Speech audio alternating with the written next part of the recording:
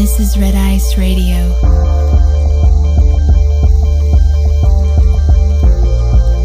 From the dream to reality.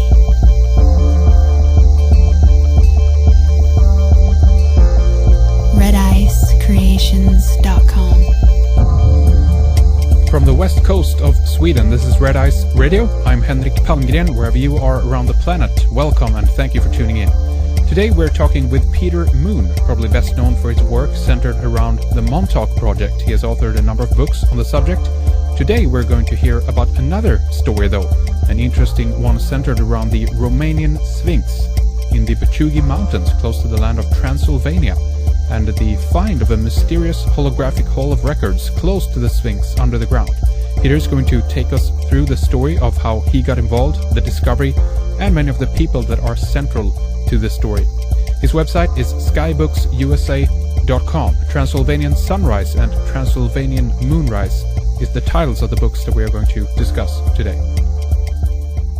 Okay, welcome to Red Ice Radio, Peter Moon. It's great to have you with us today. Thank you for taking the time talking with us. How are you, Peter?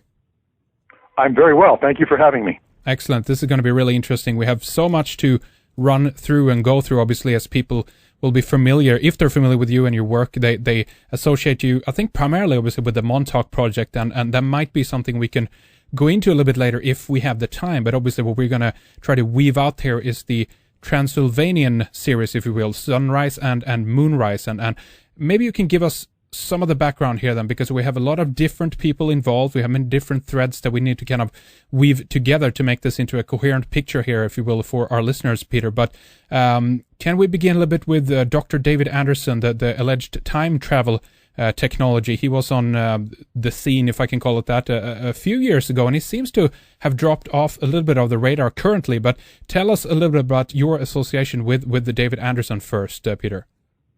Well, I would say that David Anderson begins my sojourn to Romania and my involvement with the Transylvanian Sunrise and Moonrise books, because he becomes a focal point.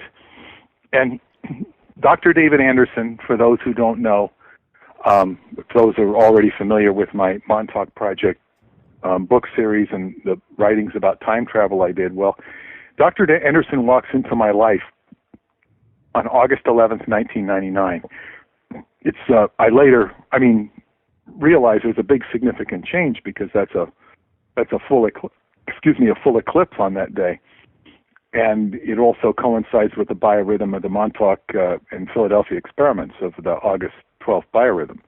So he comes into my life at a monthly meeting we used to have on Long Island it's called Montauk Night, to circulate and to receive information about the Montauk phenomena.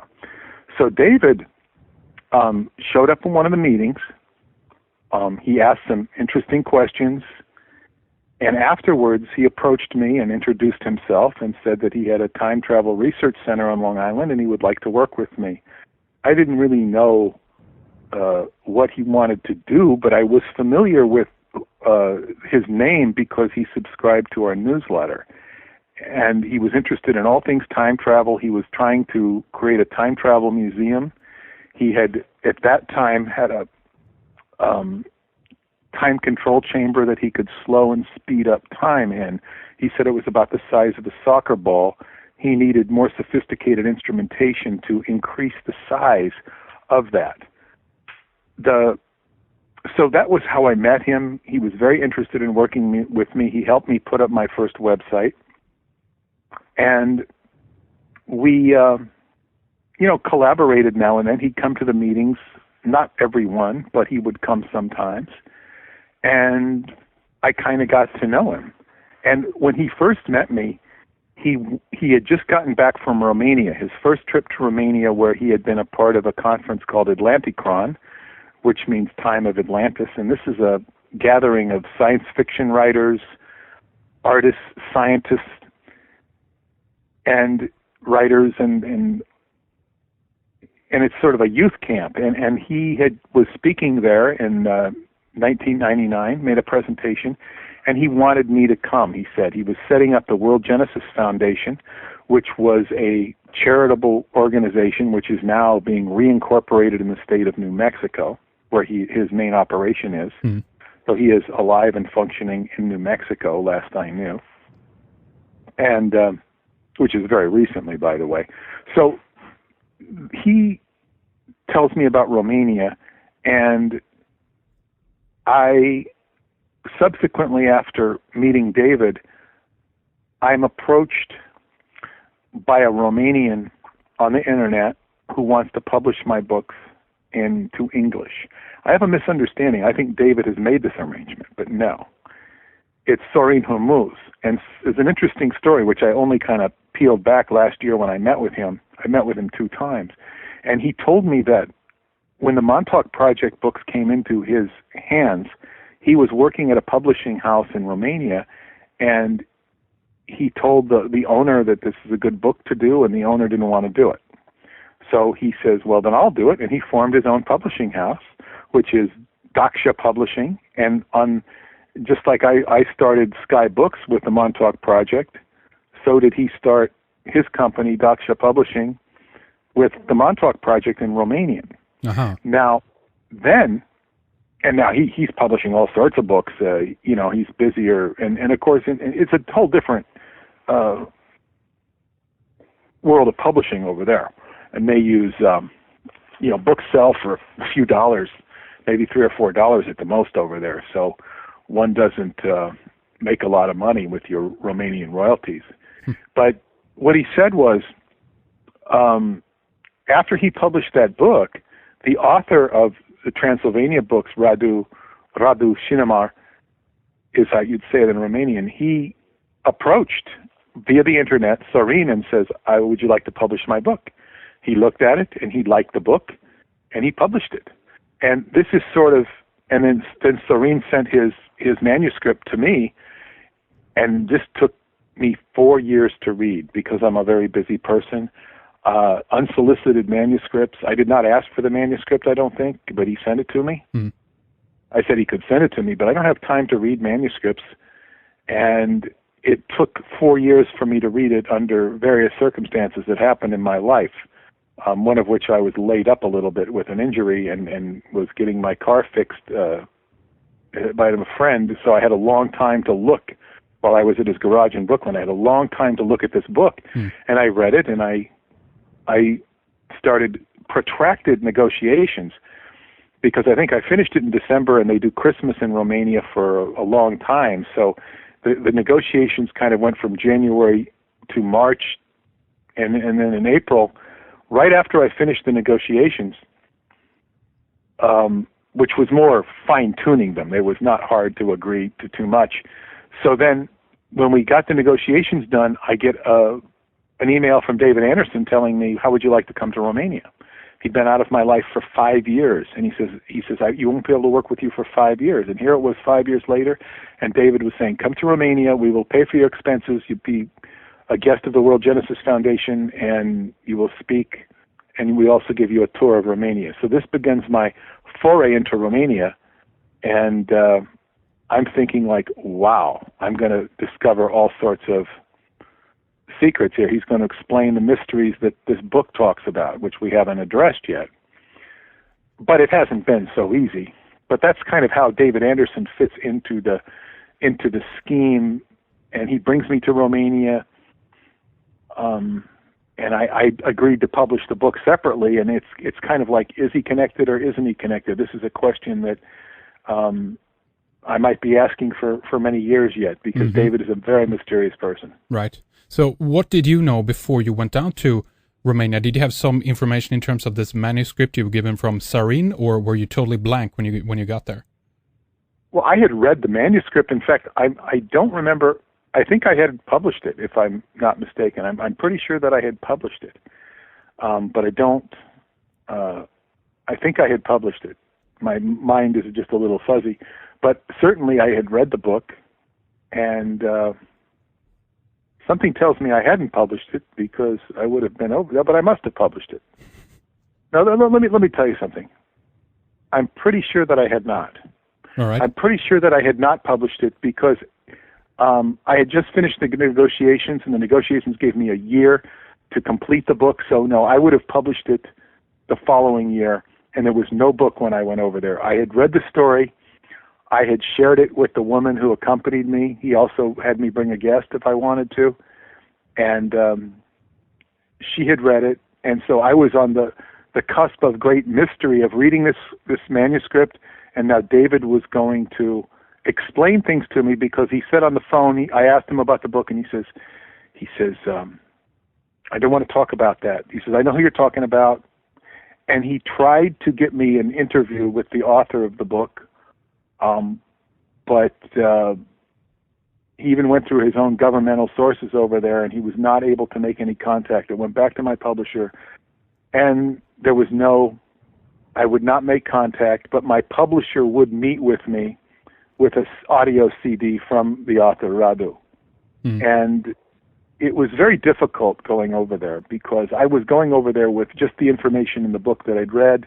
I was not, our contact, our hotels were sold out because we arrived at 2 a.m, so we were driving around the town of Sinaya in the mountains of, and we couldn't find a place to stay. They finally put us up in a resort, a ski resort in the summertime, up in the Transylvanian Alps, where we spent our first nights. And so we were lost. We did not have a guide. We did not have the language. And it was a very awkward situation. There was also a scientist with us, Joel Castellanos from the University of New Mexico. So it was very difficult. And then when I got to the camp, David was not forthcoming with anything. He says, I really can't talk, which was because he was reincorporating and he was going back into the time travel business. He did tell me that. He gave me an exclusive, which I put in my newsletter, the Montauk Pulse, about that he would, be releasing, information in the future, which he now has. So that's kind of how I get to Romania. And that's a very important background. It kind of wanes into the background, but my association with David will, I think, in the future begin to bear a lot of different and interesting fruit. All right, interesting. Yeah. So maybe we can just briefly talk about how David Anderson was staying there. Was he there as a tourist? Was he there under another kind of U.S. Romanian relations? We have a story, obviously, that we want to weave into this that has to do with Pentagon, with military relations between the U.S. and Romania. But how was he there, and how did you go, as a tourist, or what? Well, I went. David first went to Romania in 1999 as a guest of Atlanticon, which invited him as a speaker. He was replacing somebody else. I believe he was in Germany, and I believe the German couldn't make the attend, so David went as his replacement. And when David gets to Romania, he talks about his research into time.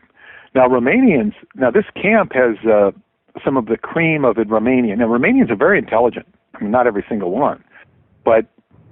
And they've explained to me that when the people in Western Europe were developing their civilization, the people in the Ural Mountain areas were fighting off hordes of invaders.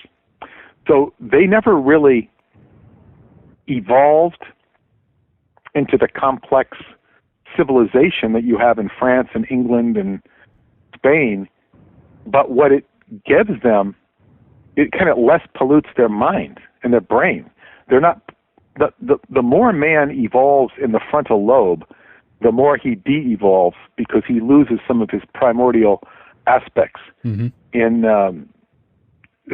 they've, in other words, what they've lost by not evolving into complex civilization, they've gained. So you find a lot of very smart people that would just, and I don't know what it's like in Sweden where you are, but in America we have a constant dumbing down of the population through Same here. modern television. I do tend to notice Europeans are less polluted than the Americans in terms of the McDonald's type consciousness. So that's my experience, but it's less so. And the people are very interested in learning, very appreciative of learning, and very quick. And in the sciences, particularly mathematics, they excel. And David was so impressed by the mathematicians in Romania and by what he saw there that he took a great interest in setting up a time travel research center in Romania, which he said he did. He said he had one. By the time he met me, he must have set it up almost instantaneously when he went there, because he said that they were the best mathematicians in the world and their economics made them very affordable. So when he went to Romania, he was the government started checking him out to the nth degree. And one of his contacts there kind of went to bat for him. I know this man. I keep him very low profile. And he said, I don't talk about him, but he went to bat for David and sort of straightened out a lot of governmental issues so that David could operate in Romania with his research center, which he says is only theoretical. I'm not sure that it is only theoretical, but that's what he tells me. Mm-hmm. And there's a lot of advanced people there. So he liked it. It suited him. And getting back to your question of, I think another interesting thing when I read the initial manuscript for Transylvanian Sunrise was that it said that they discovered this chamber underneath the Romanian Sphinx in the Bucegi Mountains. And this chamber they discovered through ground penetrating radar that came from a satellite. And I was very fascinated with this because David had first told me that his specialty, what he was brought into the time travel field, the way he got into it, was that the government, the military, had problems with their satellites drifting every so many centimeters. Satellites will drift. So they asked him if they could help this problem, and he created a space-time model of how to maintain a satellite in orbit. And one of the things he did out of this was he evolved distorting space and time, warping space and time using the special theory of relativity. He actually figured this out. He patented the algorithms and the formula when he left the military, because the military didn't want to pursue this. They did not want to pursue it for time purposes. They just wanted to maintain the orbits. He saw great value. So they didn't want to pursue it, and he asked to leave the military. Once they got on to what he was really talking about, they wouldn't let him leave. And he had to petition. Exactly. I mean, that would be he had to nonsensical. petition. It was either the senator or the governor of Governor Rockefeller of West Virginia. He held both jobs. I don't know whether he was a senator or governor at the time, but he petitioned him, and they got him out of the military, and he opened up the Time Travel Research Center and patented the algorithms. And one thing you got to understand is when you patent something of this highly secure nature, you are partnered with the government. The government can tell you what you can and can't patent. So they needed his expertise and his knowledge, and he's not somebody they were going to squash because they needed him for their own military purposes. And he has a very, I guess, nebulous relationship with the government, because once you're in the military, you're always in the military. They can always call upon you. So you are, but you aren't. And then there's factions in the military which smile on him, and there's factions which are threatened by him. So he's very mysterious, and he reminds me of that old book, Frank Sturgis, I think it was, Stranger in the Pentagon, or Alien, which is about an alien in the Pentagon. So the technology that they used was satellite technology, which made me think it was that satellites were using David's technology. Mm-hmm. Also in the book, they talk about biosensors that are developed, very highly sophisticated. And David, when he went out of the time travel business, he went into the biosensor field for Bosch, a German company named Bosch that was headquartered in the United States in Rochester, New York, where he lived for several years. He departed Long Island for Rochester and was working with biosensors. So David's, if not the technology he's played with, is very familiar and very much a focal point of some of these stories that develop in Romania, which makes me think he couldn't be too far away from the action. Mm-hmm, yeah. So tell us a bit about who knew where to look, because if we're talking about U.S. satellites, right? How does that connect with this find, if you will, done in the Bucegi Mountains in Romania, and the Sphinx particularly here? Well, when they're doing ground-penetrating radar, and this is one of the greatest secrets in the military, is they've looked at so many things, and they don't talk about it. People don't realize the extent to which just literally an idiot could develop science if given the money and resources. And the government isn't exactly an idiot, although sometimes they will act that way. But I'm saying there's just tremendous capability. The great power, as David says, is censorship and not talking, not telling.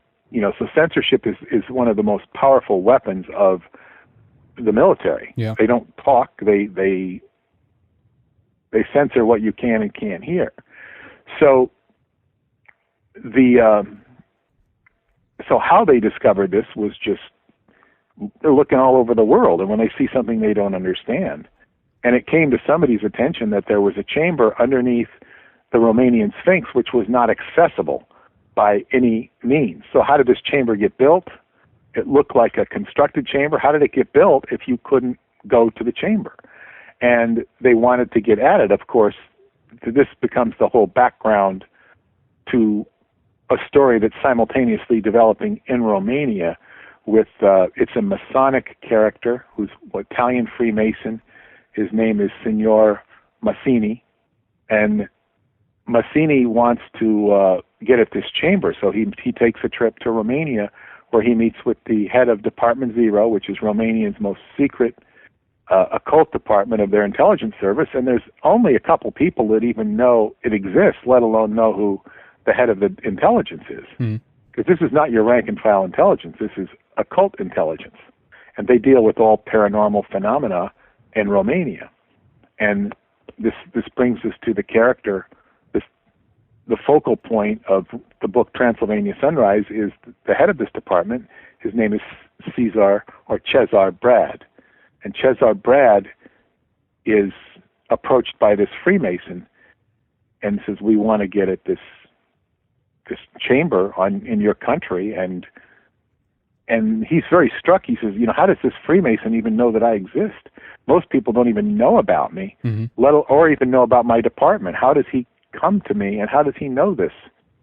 And he realizes that if he doesn't cooperate to him with a certain extent, he can probably be removed from his job, because the only person that knows about him at that point is the Romanian president and his own superiors. He's not known about by the rank and file Romanian intelligence or the Romanian government. Right, but this information has in some way trickled up then through the Masonic ranks probably, and they've gotten a nose of this character. Well said, yes. So Cezar Brad is been brought up and groomed since birth to take over this department. And this department is set up by a very interesting man, Department Zero. It's set up by a man who is known as Dr. Zen, Dr. Xien, Zen. Chinese. And he's Chinese. He's actually Tibetan. But we don't learn this till the second book. But he's Dr. Zen, and he's very good with paranormal matters. So as part of a cultural trade program between Romania and Red China, which he comes over during when Romanian is still communistic, and he comes over, they give scholarships to Chinese people in Romania, and the Chinese send this guy over to set up their occult department because he's familiar with paranormal matters. And paranormal kids are brought to his attention, and Cezar Brad is a paranormal kid because he has a huge umbilical cord that cannot be cut. The doctor has to use a saw to cut it off with. And at that point, he reports him to the security, which is what he's supposed to do. And he's monitored by security, overseen by Dr. Zen, who actually grooms him. And he's at about the age his puberty, and his puberty, he's brought in full time into Department Zero, where he lives on a base, and he is groomed by Dr. Zen and others to become this head of Department Zero and take over their occult department. All the time, it's kind of a setup for him to be the one that gets at this chamber, because Transylvania Sunrise goes into the life of Cezar Brad and the the politics and intrigue behind opening this chamber. Mm-hmm. The views into the chamber are, you get some very interesting descriptions, but it's rather somewhat very surface, somewhat superficial, because the book is mainly about the chamber, the backstory, the political infighting that goes on behind it, without so much emphasis on the chamber itself. Yet there is a movie script that's been written about this, and it focuses mostly on the chamber, which is quite interesting. But the book itself goes into primarily, the intrigue and backstory, which is quite fascinating. So what we have here is we have somebody who's being groomed to take over this department, and then all the intrigue that the Freemasons want to get at this chamber, and they're using their agents in the Pentagon to discover it and to forward it. And this is all being done behind the back of the American president, who is George W. Bush, and behind the back of the Romanian president. Mm-hmm. And Caesar and his immediate superior, General Obadiah, are trying to negotiate this, because it's a very slippery slope. If they're told not to tell their president, and and the Americans are sending over these troops. George Bush doesn't know about it. And they're opening, and all this technology through the strange forces in the Pentagon and those Masonic connections finally breached the chamber. But at the time it's breached, it creates quite a ruckus. It creates quite a ruckus because, moving ahead in the story, this chamber has all sorts of holographic technology in it when they breach it.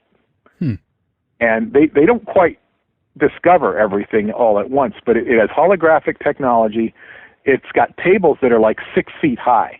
So whoever built these tables must have been a huge, giant race. And they get up on tables to play with them, and when you put your hand over a certain portion of the table, it will read out your DNA in holographic form. If you put your hand closer to the table, it will increase the microscopic function, so you'll see, the atoms instead of the molecules, and you can even go subatomic. And if you put your hand on another portion or another table, it'll read out a star system holographically, tell you, and then it'll read out an alien species, say this is life on that planet, so to speak. It's very user-friendly. And if you put your hand over that and say another species on another planet or this one, it'll read out a hybridization of those two species. So it's a virtual Noah's Ark is what it is, with all this DNA memory. And it also contains a projection hall where you can see the history of the world.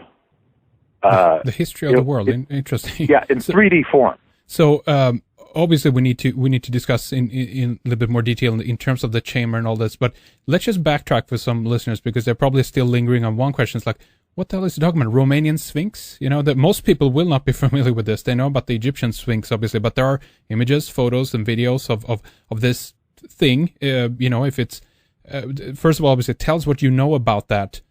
Is it I've natural? been to the Romanian Sphinx 2 times. Yeah. I've been there twice, and the Romanian Sphinx is the most popular tourist attraction in Romania. It's more popular than Dracula's so-called castle, which is not his castle. So, right. don't.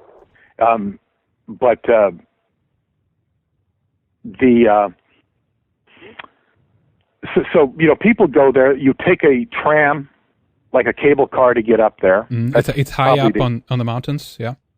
Yeah. It's up there, and it's above the tree line. It's very beautiful up there, and it's near a place they call the Axis Mundi, which means Mundi is Earth, the world, the axis of the world. And this spot kind of shifts. This is what Dowsers were up there last time this summer telling me this is the Axis Mundi is right here. And there's a lot of stuff up there, but the Sphinx is a rock. Some people say it was 50,000 years old. It was carved. Now, if you look at the Sphinx, you can stand up right next to it and you won't see it, the Sphinx. If you stand back, you'll see a very definite projection from the left side of what would be its face. If you go to the right side, you'll see what looks like a lion or a griffin-like lion. But some people could make the argument that it's really not a sphinx, that it's just windblown, it's erosion. However, if you ever have the opportunity to extensively travel, like I have, to certain areas in Eastern Europe, not only Romania, but particularly Bulgaria, you'll see that there are many in these sacred spots, which are the Thracians and Proto-Thracians used as oracular places and temples. You'll see that there's many such places where the geography looks like it was carved out of a design to mix natural formations with artistic formations. So it's the Romanian Sphinx is very much keeping in that tradition. And I took one of my Bulgarian friends there, and he just looked at it. He says that is purposely made that way. Well, it's interesting because we know, Peter, that, for instance, if we just want to have a comparison with some other cultures, the Incas, for instance, had their what's known as the hitching post of the sun. They did the same thing, that you had a natural mountain with certain natural features that they later carved into something which was, important to them, symbolic for them. And although it's explained away that the Romanian Sphinx, if you will, then is a natural rock formation, this could be the same thing we're looking at, that this might have been, it's part of the bedrock, yes, of the mountain, but it's been carved or shaped intentionally. Is that a possibility here? Or what do you think has happened here? Yeah, I actually think it was probably much grander in days gone by. I think that what's left of it, I think it probably looked more like a sphinx in ancient days. But I really, I don't know. And it's right next to it, within 100 yards, is Babele. Babele is a stones reaching out of the ground that are very prominent stones. Babele. Babele is how they say it in Romanian. It means old women. Mm-hmm. But Babele is the same root as Babylon, which means gateway. It's a gateway. Now, the chamber is located, if you go equidistance between Babele and the Sphinx, it's right, so many feet down. How many, it's right underneath. Mm-hmm. But there's sorry to cut you off, Peter, but there's no entryway per se from in the Sphinx. I saw a video of one who's been up there and filming a little bit, and it looked like it was some, there's a crack in the rock formation close to it or underneath it, wherever that actually was. What do you recall from when you were there? No, you're not going to get into the chamber by going anywhere around the Sphinx. You just won't. Right. There's some other megaliths up there they're very much shaped by the wind or perhaps something else. They're very beautiful. But one thing, and I have gone over there 4 times, and I'm planning a 5th journey next summer, and there's things you don't realize when you go there the first time. The first time I went there, I didn't speak, there was nobody speaking English. Everybody was speaking Romanian. I did, meet some Romanian from Canada who spoke a little English. I didn't get much help at all. Mm-hmm. I had Dr. Castellanos with me, who of course speaks English, and I was glad I had him because it was very rough just trying to negotiate our way and find out anything. So I was spending most of my time taking pictures of it, trying to gauge the weather, which was very foggy sometimes. But what I've learned in my most recent trip, I actually met with a lot of, I met a woman and her husband at the holy site of Transylvania, Sarmen Sejutuza, and I met them 2 years ago, and they agreed to meet me at the Sphinx. They only met for a brief time, and there were all sorts of people up there that I had brought with me, Romanians, Bulgarians, and they had brought Romanians up there. It was kind of humorous. I had a 10-year-old girl translating for me. It was because she spoke English, Oh, there you go. Mm. And some of my Romanian friends weren't with us quite at that time. So what I learned is that the Sphinx faces north. And if you follow a pathway, you go to Mount Omu. which is where I wanted to go this summer, OMU, where I hope to go next summer. Mount Omu, Omu means the mountain of man. And when we say man, we mean mankind. Mm-hmm. And this is a very sacred spot, and there's many sacred places between there with, stories of buried treasure. To the left of the Sphinx and behind it it would be, if you go to Babele and you walk to the west, there's big rocks, and you walk through these rocks, and it was pointed out to me this time by these Romanians, dowsers and stuff like that. They said, this is the door number 1. And then you go through door number 1, and then you go through door number 2.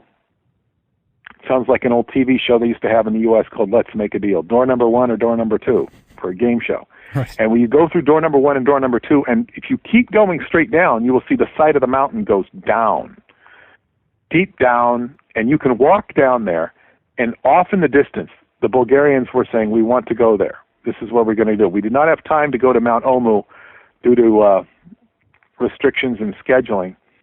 So we went down the mountain where there was a cave. And this cave is some known as the Cave of Zalmoxis. Zalmoxis is the patron god of Romania, of ancient Romania, the pagan god who some say the life of Christ was based upon. The name Zalmoxis is where the word Moses comes from. He was said to have taught Egypt. Zalmoxis is a very interesting character and a very misunderstood character, because the Greeks kind of gave him one particular place in history, but Zalmoxis is an archetype going back into Romanian history, and the name actually means leaping god, where Moxis means God or divinity. So it's just like Moshe or Moses.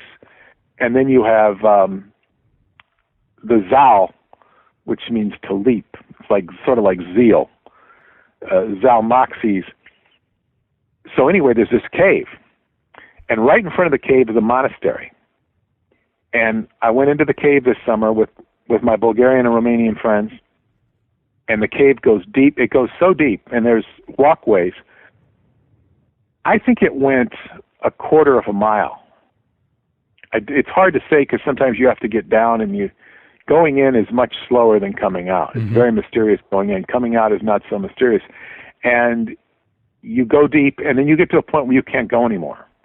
And I spoke to a man who went beyond. Well, you can't go because there's no lights and there's no walkway. And the rocks are very hard to negotiate. You have to have the right shoes. You better hope they're waterproof because there's water in that cave. And then when you get to the very end, so I talked to somebody who went that cave. He said he went 80 more yards using boards and lights. He says after then, you need spelunking equipment. But he says it goes on forever. And this is very interesting because these caves are said to lead to the inner earth, which is very much a part of this drama. So I found out this summer that the Sphinx is sort of in the center of much more potential drama and potential drama. So what do you think that this has been a marker of sorts put there at a later point, because we have some interesting cultures around in the Romanian region. We have the Dacians, if I pronounce that correctly, and before that we have the Thracians might have been around in that area too.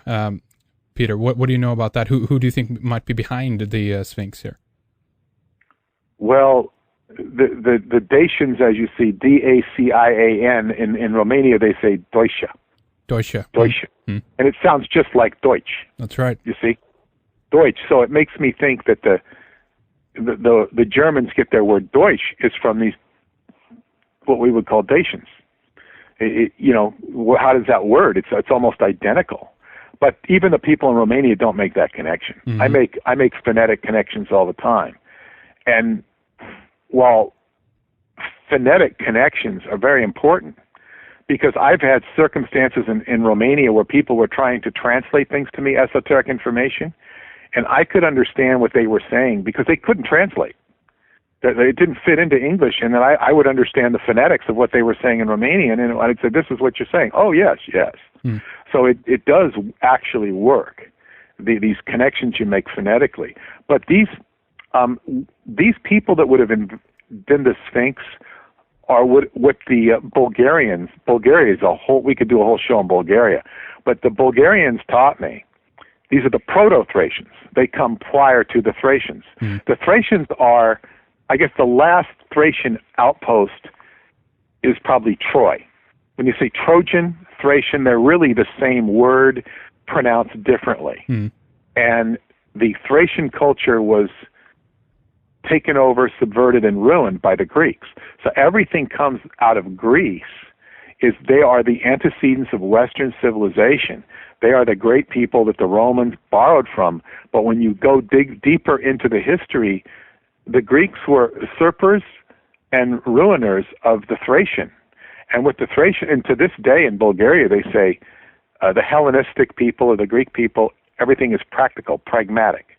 The Thracians had a balance of pragmatism and idealism, but the Greeks kind of reduced it to everything became pragmatic and watered down. Now that's a part of Bulgarian culture, which I don't know if all Bulgarians are aware of that. Certainly some of them are, and many of them are, because Bulgaria was once the capital of the world, and that's in the Thracian, Proto-Thracian days, and you find that the Ayurvedic folk medicine, or Ayurvedic medicine of India is from Bulgaria. It's their folk medicine. The third or second letter of the Bulgarian alphabet, which is the senior alphabet of the Cyrillic ones, is Vede.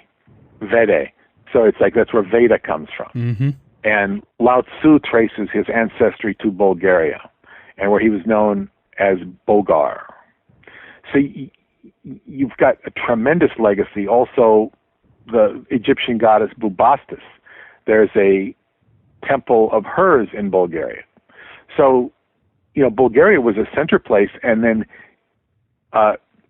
west of Bulgaria, or south of Bulgaria, north of Bulgaria is Romania. North of Bulgaria is Romania. So they're right next to each other as countries. They've evolved with different languages, which are quite drastically different. But even the Romanian language is the mother tongue of the Latin languages, and this is not well known. Some Romanians will even argue about it. But the more educated Romanians will, of course it is. And one of the most startling proofs of this is the Latin language, which is said to be the mother of all Romance languages. Well, they're called Romance because they're after Romanian. But the thing is, if you go back to the story that the Latin people of Rome settled Romania, and they brought the language to Romania, in which it got jumbled up and turned into Romanian, it doesn't make sense, because Romanian is closer to classical Latin than vulgar Latin. And the Roman soldiers of Caesar's time, approximately Caesar's time, spoke vulgar Latin. They didn't speak classical Latin.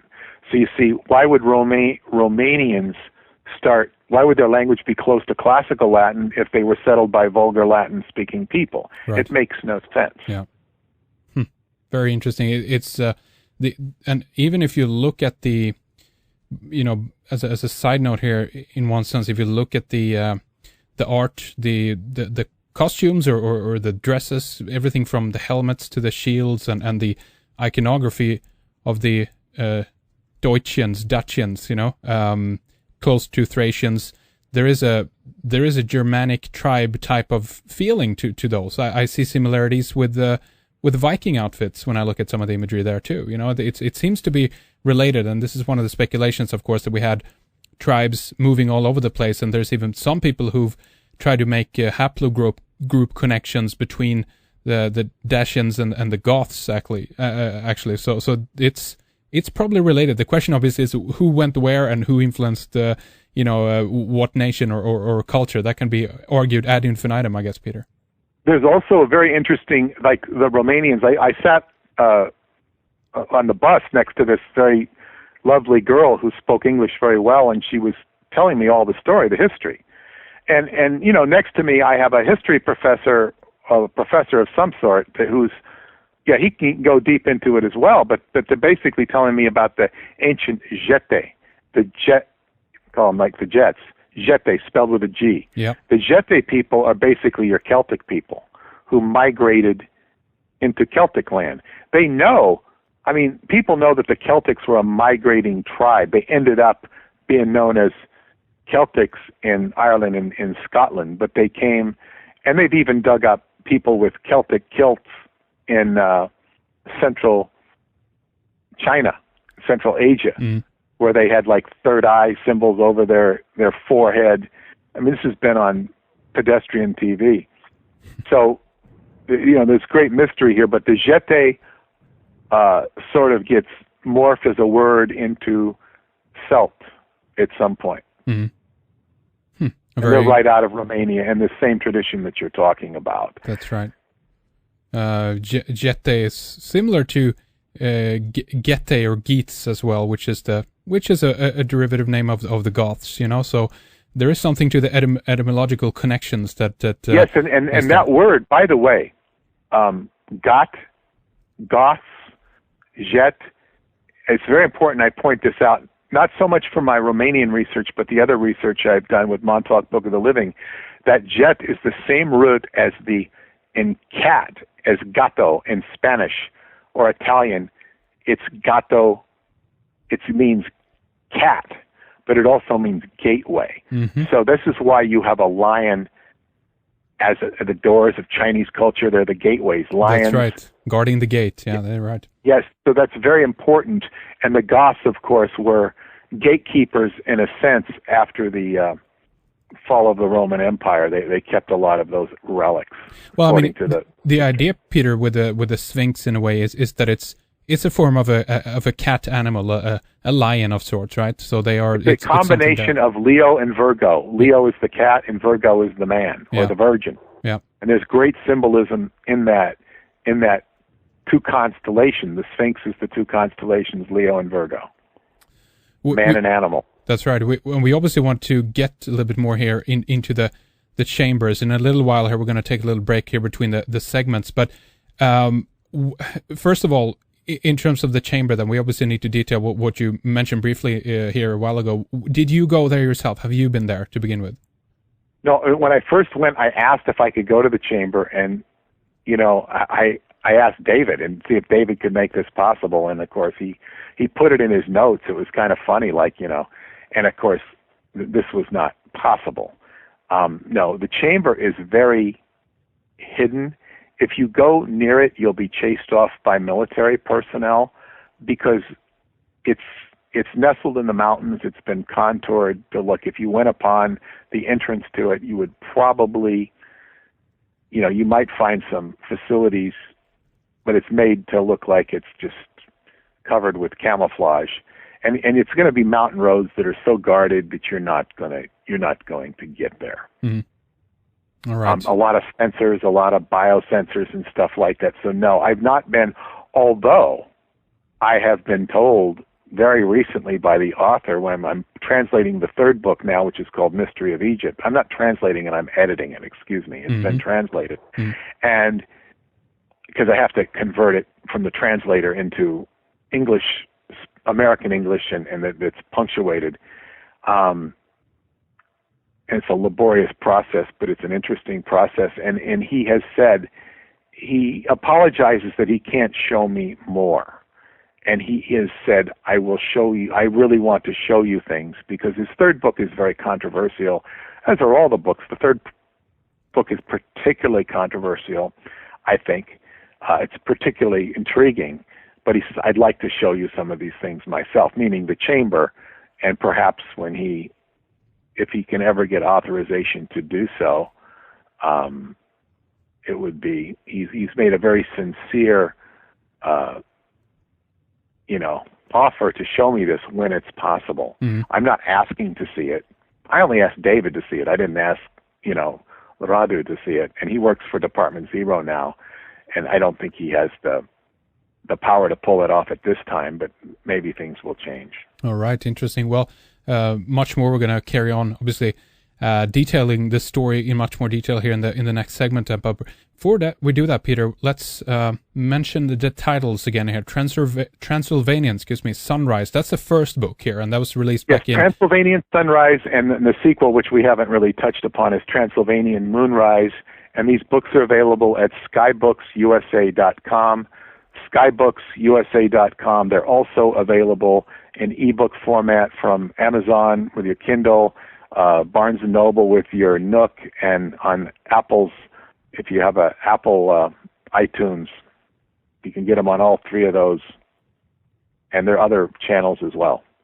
Excellent. And then, of course, in the Montauk series of books, Peter, you have quite a few titles as well. Do you want to mention some of those for our listeners? Well, the Montauk Project, Experiments in Time, was the first book I ever wrote, and that put me on the map as a writer and publisher, and that's had at least multiple sequels to it. Montauk Revisited, Pyramids of Montauk, where we discovered pyramids were on the place where they did the time travel experiments. The Black Sun, which is about the Nazi connection to Montauk, and Montauk Book of the Dead and Book of the Living, Synchronicity and the Seventh Seal. I mean, a lot of different books have... I've been in this business now 20 years. And skybooks.usa.com, where you can see all of the books listed. We're going to be starting a blog very soon as well. All right, excellent. skybooks.usa.com. Check out the titles there, primarily then Transylvanian Sunrise and Transylvanian Moonrise. But stay with us then for more on the mystery of this